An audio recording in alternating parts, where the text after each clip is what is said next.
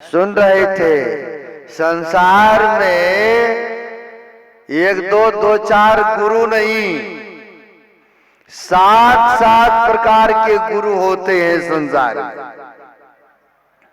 आप लोग को भी थोड़ा सा ये होता होगा कि बाबा लोग 7 गुरु बता रहे हैं। संसार में 7 गुरु है, लेकिन कौन गुरु जन्म मरण के दुखों से निवारण कराएंगे, भवसागर से पार कराएंगे, तो वो भी हम दिखाएंगे।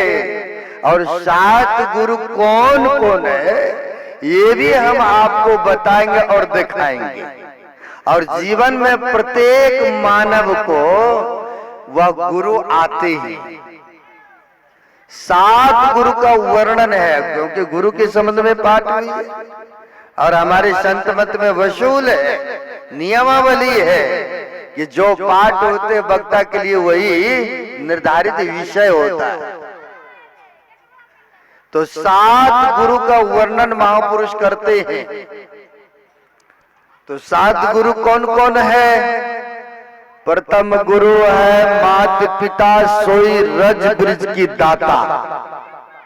पहला गुरु माता पिता होते हैं। अगर वो नहीं होते, आप लोग हम लोग आते इस धरातल पर नहीं ना आते।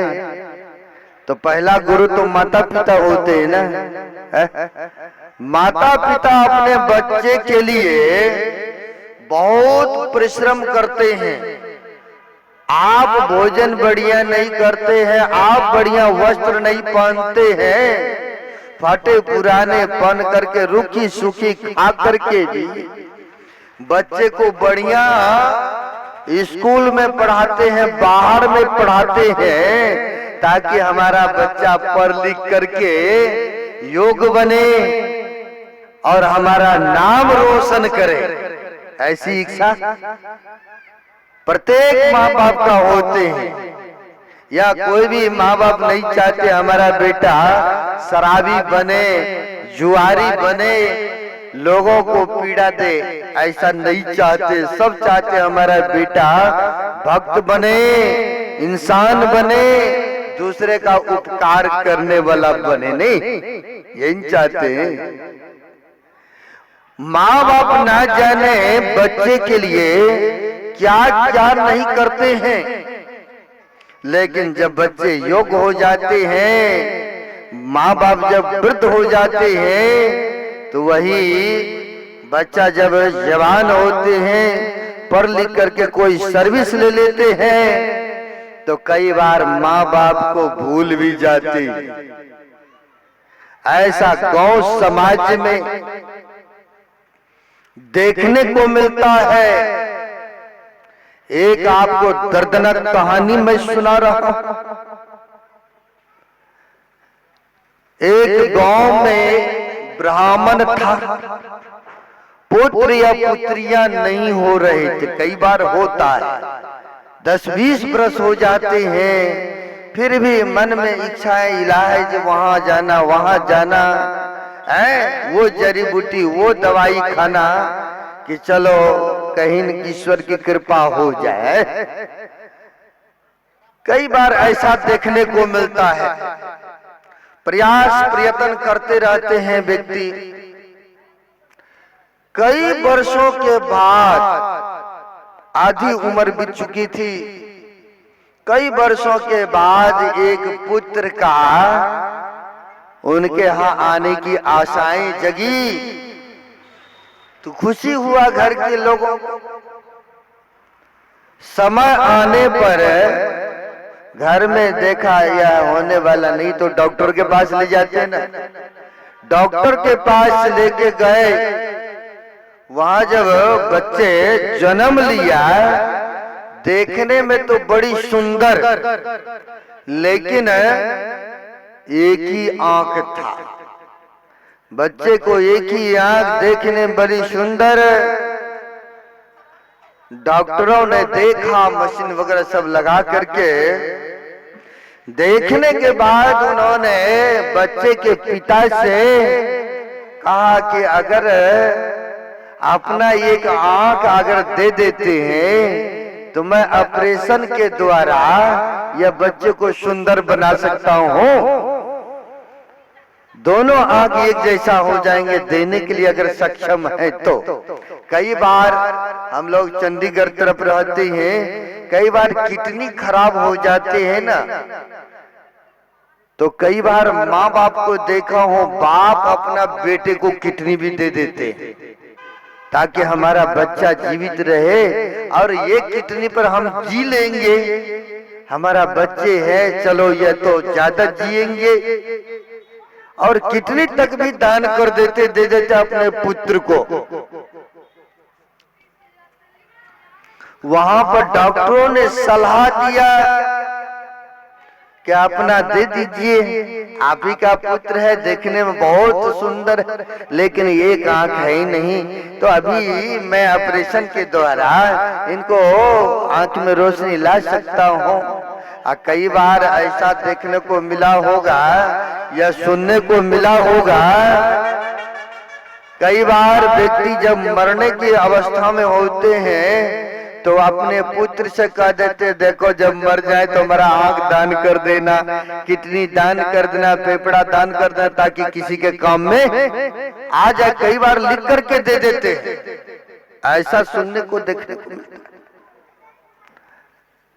डॉक्टरों ने सलाह दिया लेकिन बाप पिता कहते हैं अभी तो यह छोटा सा है, जन्म ही लिया है, क्या पता भविष्य में जीवित रहेंगे या नहीं रहेंगे, क्या पता है आगे का। मैं एक आंख दे दूं और देने के उपरांत मैं फिर काना कहलाऊं और इसका कोई गारंटी आता पता भी नहीं है, तो मैं क्यों दूं इनको आंख। या अपने भाग तकदीर से जन्म लिया है जैसा भी है, ऐसा पिता कहते हैं। माँ तो बेहोश थी बेचारी, पिता ने इनकार कर गए। जब माता को होश आई, बच्चे को गोद में दिया गया, बच्चे को जब गोद में लेती है बड़ी जोर जोर से चिल्लाने लगी, रोने लगी। परमात्मा ने, ईश्वर ने इतनों वर्षों के बाद हमें दिया भी, देखने में तो सुंदर लेकिन एक आंख है ही नहीं, रोने लगी। उधर से डॉक्टर वगैरह सब आए, क्या बात, तो कहा ये अरे मैंने तो बच्चे के पिता से पहले ही कहा अगर दे दे तो मैं इनको आंख में रोशनी ला सकता हूँ और देखने में सुंदर बना सकता हूँ, लेकिन देने के लिए सक्षम नहीं है। कहा डॉक्टर साहब मेरी एक आंख ले लीजिए ना, बच्चे को सुंदर बना दीजिए। देखिए माँ की हृदय, इसलिए मैंने वंदना किया, पितसो माता सो गुना सुत को राखे प्यार, अब मन से ती सेवन करे तन सो डांट और गाट, पिता से अधिक 100 गुना दर्जा माता को दिए है ना। इसलिए बच्चे को गोद में लेती है, भोजन करती है, बच्चा है कई बार टट्टी पखाना पेशाब कर देते हैं, थाल को हटा के साफ करते फिर भी भोजन करती। अगर पिता के गोद में दे दी जाए, कहीं कर दिया, अरे लो अपना बच्चे को रखो, ये तो गड़बड़ कर दिया मेरा कपड़ा, है तो उन्हीं का, लेकिन फिर भी माँ बेचारी गीले में सोती है, बच्चे को सूखे में सुलाते हैं। इसलिए पिता से 100 गुना अधिक करके माता का ऊंचे दर्जा दिए हैं, है ना, क्योंकि पिता से अधिक स्नेह प्रेम रखती है। डॉक्टर से कहती है क्योंकि ममता आसक्ति, कितने वर्षों के बाद एक तो पुत्र हुआ था, कहते हैं डॉक्टर साहब मेरा एक आंख ले लीजिए और मेरे पुत्र को आप सुंदर बना दीजिए, देखने को उनमें भी शक्ति आ जाए, कहा कोई बात नहीं, तुम्हारे ही तो पुत्र है, कोई बात नहीं। डॉक्टरों ने ऑपरेशन किया और उनके माँ का आंख निकाल के बच्चे में सेटिंग किया। बच्चे तो सुंदर देखने में लगने लगे। बच्चे को लालन पालन होने लगा, धीरे धीरे बच्चे बढ़ने लगे, स्कूल जाने लगे। होता क्या है, अचानक एक दिन जो पिता थे बच्चे का, उनका एक्सीडेंट होता है, उसके कारण से उनकी मृत्यु हो जाती है। पिता की मृत्यु हो जाती है। अब बेचारी बूढ़ी अकेले क्या करे। अब यह दूसरे के घरों में झाड़ू पोछा करके सोचती है इनको पढ़ाएंगे लिखाएंगे और इन्हीं के योग बनाएंगे, इन्हीं को लेके हम जीवन गुजार दूंगी। अब छोटा बच्चा था, उनको नित्य प्रति स्कूल लेकर के जाना और समय पर फिर वहां से ले आना, क्योंकि एक ही सहारा उनकी भविष्य के लिए। समय पर छोड़ना स्कूल, समय पर ले आना। वृद्ध आदमी को भी ड्यूटी मिल गया है। बेटा कह दिया पोता को ले जाना स्कूल और स्कूल से समय पर ले आना। यहाँ तो खैर कम है, लेकिन दिल्ली पंजाब में ज्यादा दे दिया ड्यूटी। इनको समय पर स्कूल छोड़ना है, क्योंकि गाड़ी घोड़ा ज्यादा चलते आते जाते, और समय पर ले आना है। अब वह भी बेचारी समय पर लाना, समय पर छोड़ना, काम मेहनत भी करना। बच्चे ने देखा अरे इन्हीं की माँ है। दूसरे तीसरे बच्चे ने खेल कूद के क्रम में दूसरे बच्चे ने कह दिया है अरे तुम तो कानी माँ के बेटा हो, कानी माँ के बेटा हो। अब इनको बड़ा लगा, कैसे हमारी माँ आती स्कूल, तब न ये लोगों ने देखा, तब न ऐसा हमको शब्द का कटु शब्द।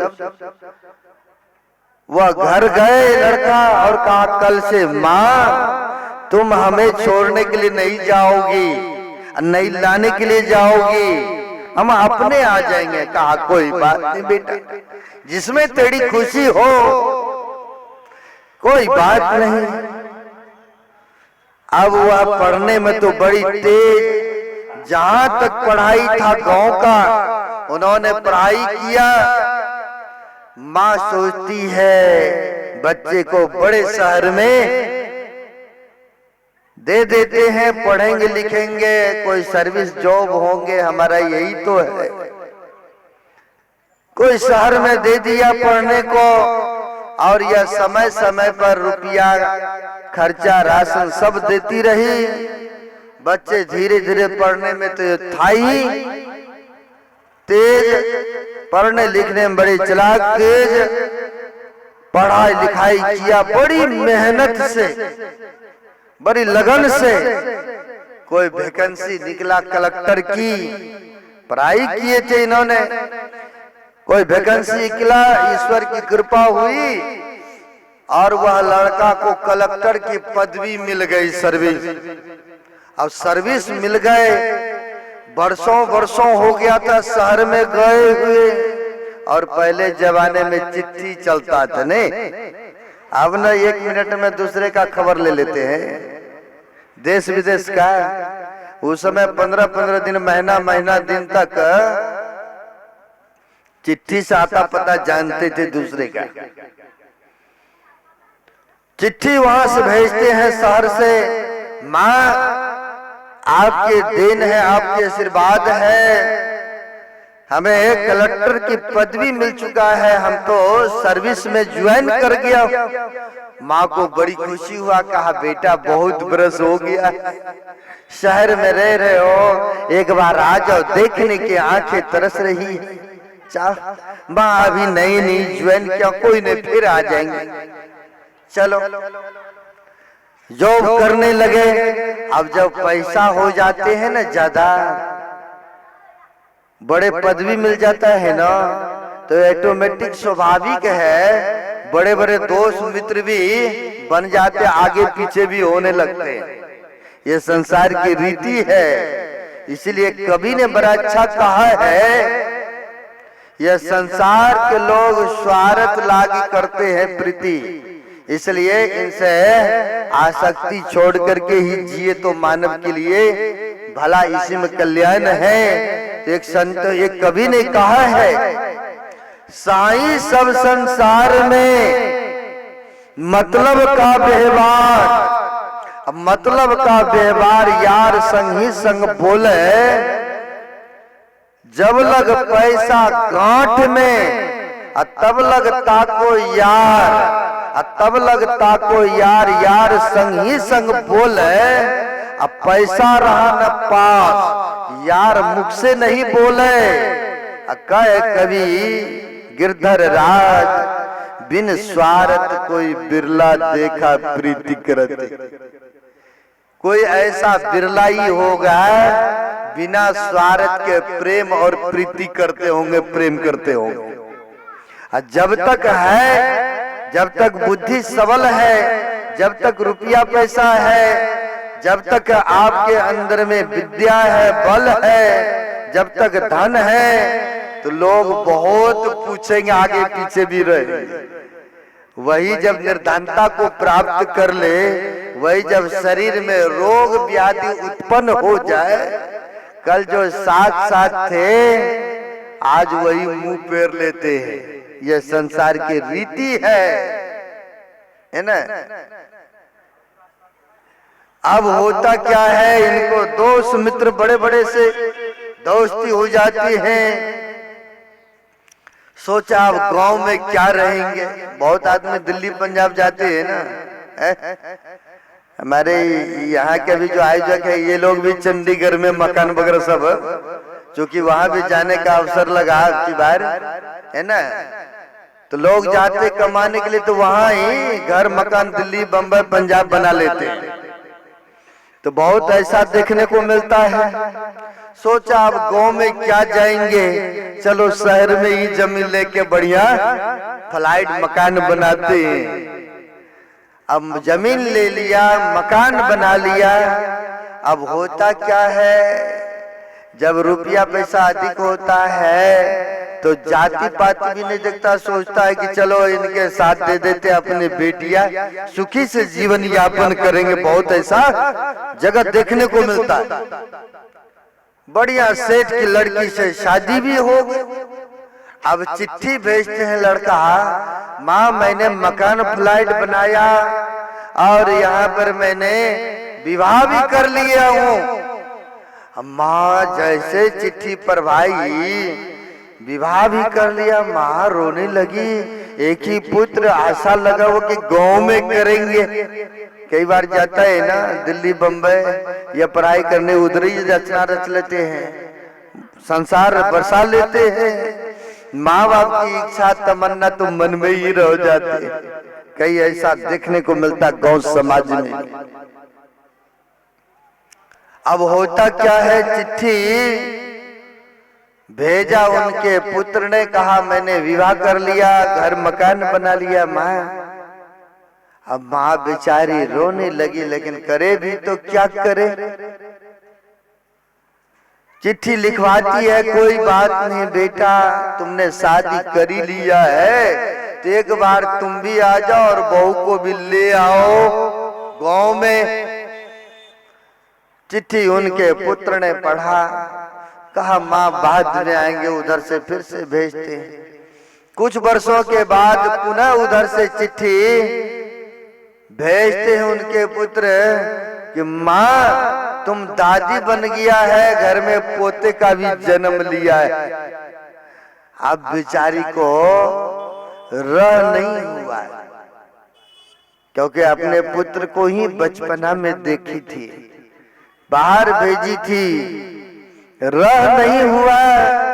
और चिट्ठी में दोनों बगल पता होता था, एड्रेस पता नहीं, भेजने वाला का भी और जहां पहुंचेंगे वहां का भी हुआ करते थे।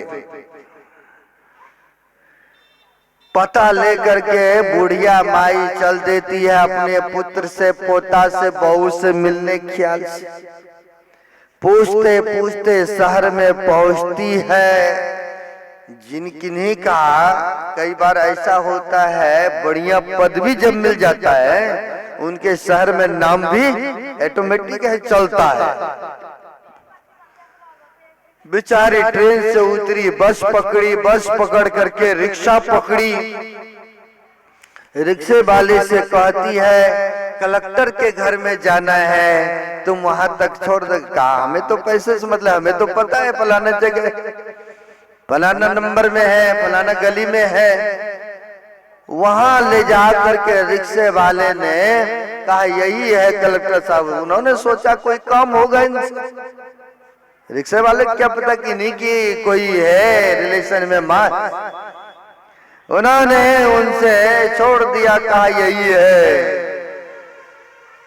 अब वह बेचारी उस घर के अंदर बढ़ने लगे। बड़े बड़े घरों में फ्लाइट में गेटमैन होता है। हम ही गए थे गुड़गांव में, फ्लाइट में आचार्य श्री आए हुए थे दर्शन के लिए।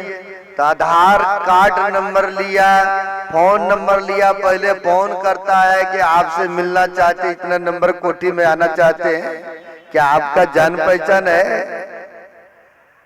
गेटमैन होता है कई बड़े बड़े फ्लाइट में। गेटमैन ने रोका, कहा इधर? अरे मैले फूटे पुराने कपड़े में, कहा इधर?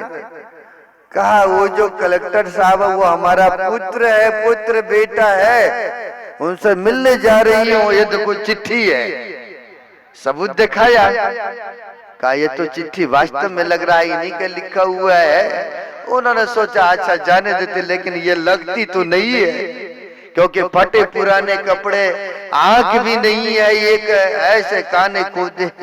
चलो अगर कह रहे हैं तो कोई बात नहीं होगा, आवाज देगा, इनको निकाल देंगे गेट से बाहर। गेटमैन ने ऐसा सोचा, उनको जाने दिए अंदर। जब अंदर गई, पुटरी गठरी रखी और झूले पर बच्चा झूल रहा था। सोचे बहू बेटे से बाद में मिलूं, पहले बच्चे को गई गोद में ले ली, क्योंकि एड्रेस पता और उसमें था भी कि पोता हुआ है। छोटे बच्चे सबको होता ही है प्यार। गोद में जैसी उठाई, उनकी बहू को तो पता नहीं, दौड़ के आई, उनके गोद से बच्चे को छीन लेती है और कहती है चुड़ैल कहां से आ गए पता नहीं, हमारे बच्चे को यह लेकर के भागने की कोशिश कर रही। उनको तो पता नहीं। कहा है जी देखिए ये कौन आ गया है, और बच्चे को गोद में ले ली। अब उनको जब बुलाया, चलो बहू तो नहीं पहचानती थी, लेकिन बेटा तो पहचान रहे थे ना। बेशक 10 वर्ष हो जाए, 20 वर्ष, लेकिन फिर भी माँ बेटे के रिलेशन तो होता है, पहचान तो होता ही है। माँ बेचारी तो पहचान गई। माँ कहती है बेटा तुम मेरे बेटा हो ना, तुम्हें ने ऐसे से बोला था, तुम तो पहचानते हो, ये नहीं पहचान रही है। अब बेटा भी कुछ नहीं बोलते हैं, मुड़ी घुमा करके दूसरे साइड। अब बेटा ही कुछ जबान से नहीं बोल रहे। क्यों नहीं बोल रहे? वजह था, कारण था। कारण यह था कि सेठ की लड़कियों से शादी हुआ है, पढ़े लिखे हैं, इनके घर वाली है। अगर कह देंगे कि हमारी ही यह बुढ़िया माई जन्मदाता माँ है, तो यह क्या सोचेगी कि ऐसे घर से ऐसी इसकी माँ है। इसलिए उन्होंने मुंह घुमा के दूसरी तरफ कर लेते हैं, लेकिन एक बार भी नहीं कहा कि हमारी ही जन्मदाता माँ। अब इस तरह से जब बेटे मुंह फेर लिया, पहचान करने से इनकार कर गए। अब बेचारी के तो एक ही आशा था पुत्र का, लेकिन आज पढ़ लिख के सर्विस पाया, कोठी बंगला हो गया। आज माँ को पहचान करने से भी बेटा इनकार कर जाते हैं। बूढ़ी माँ के जीने की जो तमन्ना थी सब खत्म हो गए। और इन्होंने मने मन संकल्प कर लिया अब जीना ठीक नहीं है, जीना अब ठीक नहीं है। अब वहां से पहचान करने से इनकार। अब जब बेटे ही पहचान नहीं किया, नहीं रुकने के लिए बोला, नहीं गिलास पानी दिया, अब वहां से गेटरी मोटरी उठाती है और बेचारी मकान से बाहर हो लेती है, बाहर हो लेती है। और संध्या कालीन होने को चला था, लेकिन करे तो क्या करे, उन्होंने गेटमैन से कहती है कि हमें रात बीच रहने के लिए देंगे, यहाँ रात्रि हो चुका है, कहाँ जाएंगे, है ना। गेटमैन को दया आ गई, कहा कोई बात नहीं, आप रह सकते हो ये टूटी हुई घर में। और जब रहने की इजाजत दी, कहा कि 2 शब्द आप हमारे लिए चिट्ठी लिख सकते हैं। कहा माई क्या लिखाना चाहती, बोलो मैं लिख देता हूँ। कहा यह लिखो इस चिट्ठी में कि पुत्र तुम कभी हमें जानने की कोशिश किया कि मैं क्यों आंख एक आंख नहीं है, क्यों मैं कानी हूँ, तुम्हें पता नहीं।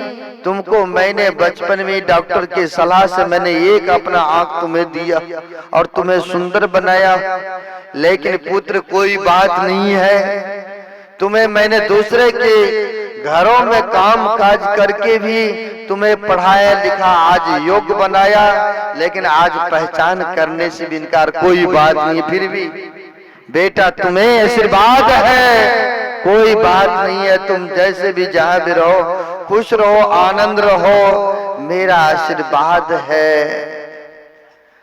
इतना लिखवा दी, चिट्ठी ली और बुढ़िया माई टूटी हुई घर में चले गई।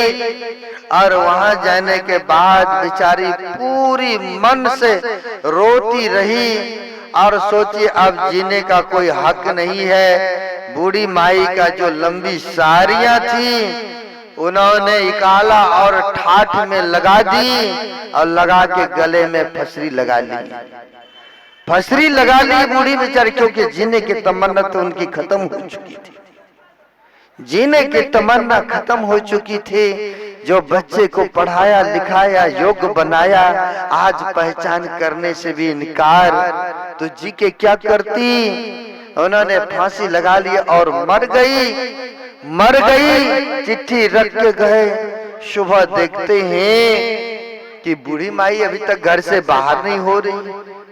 गेट में गए, देखते हैं लटका पड़ा है, प्राण अंत है। अब हल्ला गुल्ला हुआ, अब दौड़ के आए जो कलेक्टर साहब थे, उनकी बहू, सब आए, चिट्ठी देखते हैं और मरते समय भी मेरे माँ मेरे लिए आशीर्वाद दे के गई।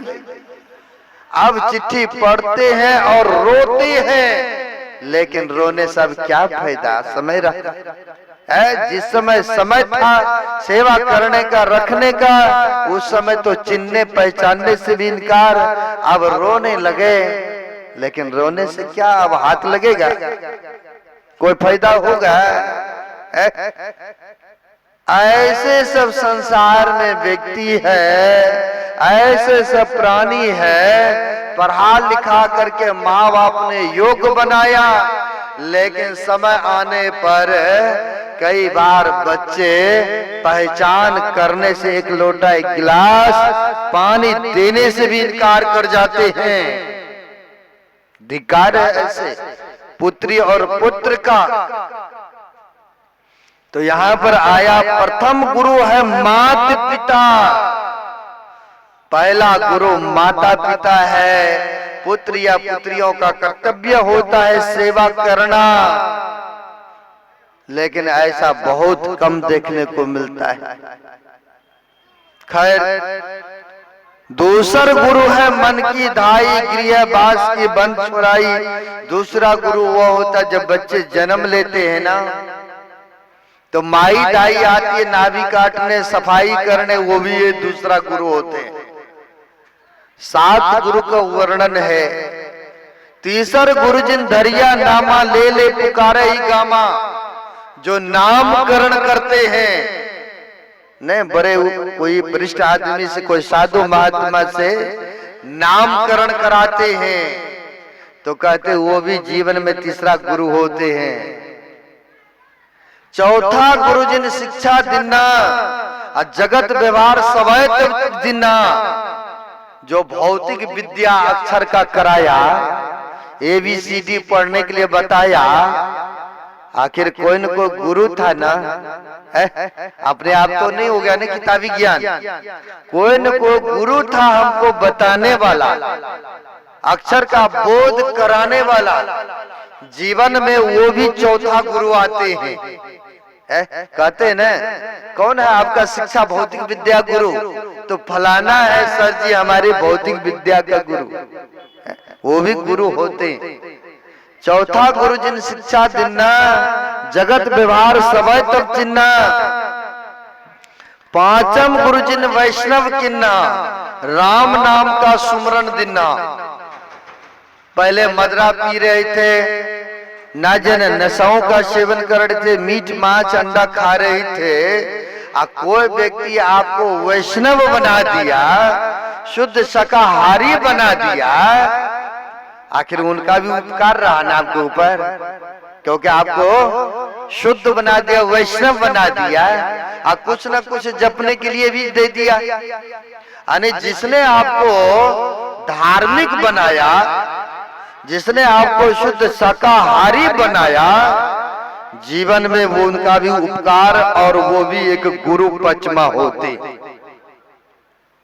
वो भी पांचवा गुरु होते जिसने आपको अच्छी रास्ता दिखाया। लेकिन इतने से भी काम नहीं चलने को है। छठा गुरु जिन ब्रह्मगर तोरा, दुविधा मेटे एक से जोरा। कहते छठा गुरु वो होता जो ब्रह्म में पड़ जाते, जैसा राजा जनक भी ब्रह्म में पड़ गए थे ना, यह सत्य की वह सत्य है, लेकिन आठों अंग का टेढ़े मेरे अष्टावक्र मुनि। मैं शॉर्ट कोट में दिखाता हूं क्योंकि समय अधिक होने को जा रहा है। अष्टावक्र मुनि आठों अंग के टेढ़े थे, शरीर चाहे गोरा हो, काला हो, लंबा हो या नाटा हो, लेकिन इनमें रहने वाला जो है सबके लिए एक सामान्य होते हैं। जिनकी प्रारब्ध की ज्ञान है, कहते ज्ञान वह लुप्त नहीं हो सकता है, शरीर चाहे जैसा मर्जी टेढ़ा मेढ़ा हो। और अष्टावक्र मुनि आत्मज्ञानी थे। पंडित विद्वान तो बहुत थे वहां पर सभा में, लेकिन ज्ञान कितने प्रकार के होते हैं? 4 प्रकार के होते हैं ज्ञान। 4 प्रकार के ज्ञान होता है। अभी जो आप लोग बैठे हैं सुन रहे हैं, इसको श्रवण ज्ञान कहते हैं, इसको श्रवण ज्ञान कहते हैं। इसी को जब कई बार हमारी बात किसी के कान में खटका होगा, कोई न कोई बात तो लगा होगा, तो आप उसको याद करेंगे, तो कहते हैं फिर उसको मनन करेंगे आप। वह दूसरा प्रकार का ज्ञान हुआ मनन किए आप, चिंतन मनन जिसको कहते हैं। आपने चिंतन मनन किए, उस बात को याद रखे कुछ दिन तक, या उस पर चलना प्रारंभ किए, तो उसको दूसरा प्रकार के ज्ञान कहते हैं, श्रवण और मनन ज्ञान कहते हैं। यानी मनन किए, चिंतन किए, श्रवण मनन निध्यासन। अब सोचे आप लोगों ने कि नहीं, उसको अपने आचरण में उतारना चाहिए, नहीं इस रास्ता से चलना चाहिए। जब चलना प्रारंभ करेंगे तो उसको निध्यासन में लाया, प्रैक्टिकल में करना प्रारंभ किया, उसको निध्यासन तीसरा ज्ञान कहते। और चौथा ज्ञान होता अनुभव ज्ञान। आपने कोई काम किए और उसको प्रैक्टिकल में किया, कोई किताबी ज्ञान से बातें कर रहा, दोनों में तो फर्क है ना, फर्क है। तो अनुभव ज्ञान चौथा ज्ञान होता है, सबसे श्रेष्ठ और ऊंचा ज्ञान बताया है। और इनको तो अष्टावक्र मुनि को तो अनुभव ज्ञान था, और जो विद्वान लोग बैठे थे उनको तो श्रवण ज्ञान मनन ज्ञान था। तो कहने का मतलब अष्टावक्र मुनि ने राजा जनक को संतुष्ट किया, आत्मदृष्टि था और उनको अपने ज्ञान से अपने बुद्धि से, और राजा जनक को स्वप्न में जो देखा था यह सत्य की वह सत्य उनका निर्णय करके बताया, तब उनको सबर हुआ, संतुष्टि हुआ। यानी छठा गुरु जो ब्रह्म को दूर कराते वो भी जीवन में गुरु होते हैं, लेकिन इतने से भी काम चलने को नहीं है। सातम गुरु जी ने सत्य शब्द लखाया, जहां का तत्सो तहां समाया। कबीर सदगुरु संसार में सेवक सब संसार, सदगुरु सोई जानिए जो उतारे भवजल पार। जहां का तत्व सो तहां समावे। हमारे गुरुदेव लिखते हैं सत्संग योग भाग चतुर्थ में, पहले हम लोग निशब्द में थे, निशब्द से शब्द में आ गए। पढ़िएगा, चौथा भाग में मिलेगा। निशब्द से शब्द में आए, शब्द से प्रकाश में आए, अब प्रकाश से कहा तो अंधकार में आ गए। प्रत्येक मानव आंख बंद करते तो क्या देखते हैं? अंधकार में देखते हैं। या अंधकार के नगरी में हम लोग पड़े हुए हैं। यह शरीर में सारी देवता, सारी विद्याएं, सारी खजाना भरा पड़ा है। हमारे गुरु महाराज कहते हैं, देह हस्ता सर्व विद्या च, देह हस्ता सर्व देवता, देह हस्ता सर्व तीर्थानी, गुरु वाक्य न लभ्यते। यानी देह में तो सब विद्या, सब देवता, सब तीर्थ विराजमान है, लेकिन गुरु वाक्य न लभ्यते। जब तक गुरु सच्चा बताने वाला नहीं मिलेगा तब तक कल्याण नहीं हो सकता है। इसलिए रवन में भी लिखते हैं, बिन गुरु भवनिधि अतरय न कोई, अजो बिरंच संग कर सम होई। कहते बिना गुरु के भवसागर से पार और उद्धार कल्याण नहीं हो सकता है। इसलिए कहते जीवन में सच्चा गुरु चाहिए, और जब तक सच्चा गुरु नहीं मिलेगा, जहां का तत्सो तहां समावे, वहां पहुंच नहीं हो सकता है। यह 7 गुरु संसार में है। सच्चा सदगुरु जब तक नहीं मिलेगा तब तक हम लोगों का उद्धार नहीं होगा, कल्याण नहीं हो सकता। सच्चा सदगुरु की पहचान क्या है? हमारे गुरुदेव लिखते हैं, जो शुद्ध आचरण रखता हो, सदाचार का पालन करता हो, दूसरे को उपदेश करता हो सतमार्ग में आने को, जो नदानुसंधान की क्रिया करता हो, जो संत मत को अच्छी उपदेश देता हो, लोगों को समझाने में प्रंगत हो, तो कहते हैं ऐसे को गुरु धारण कर लेना चाहिए। अगर कहीं दूसरे गुरु बना भी लिए, उनके दुराचरण जान लेने उन्हें त्याग कर देना चाहिए। क्योंकि आप लोग जानते ही हैं, हमारे गुरुदेव भी पहले दरियापंथी, रामानंदी पंथी सब में गए थे, लेकिन संतुष्टि नहीं मिल रहा था। तो मौज में खगड़िया के थे प्रोफेसर विश्वानंद बाबू, गुरु महाराज मौज में आके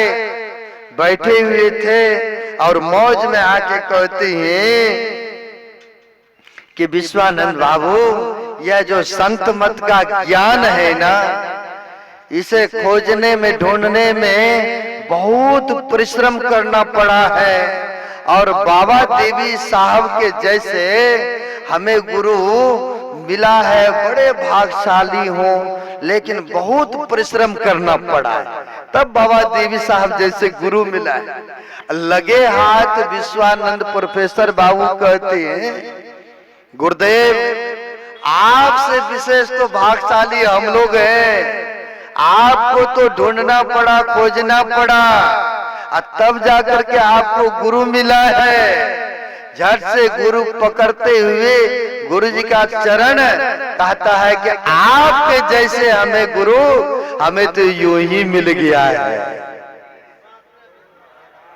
आपके जैसे गुरु तो हमें इतना परिश्रम भी नहीं करना, आपसे तो भाग्यशाली हम है ना, आपके जैसे गुरु मिला हमें। तो हम लोगों को भी सच्चे सदगुरु मिला है। इनके बताए अनुसार ध्यान सत्संग सुमरन करेंगे तो यह लोक और परलोक दोनों सुखद होगा, मंगलमय होगा।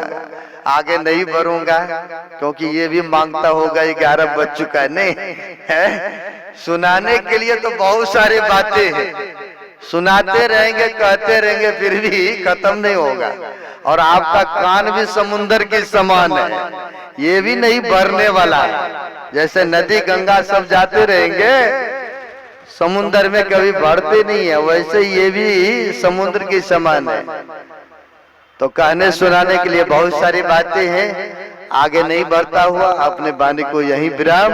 अब एक पाल इनका शेष रहा है, फिर हो सकता अगले साल भी आप समूह के समक्ष में फिर दर्शन पर से होंगे, लेकिन अब आगे नहीं बढ़ता हुआ यहीं पर अपनी वाणी को विराम।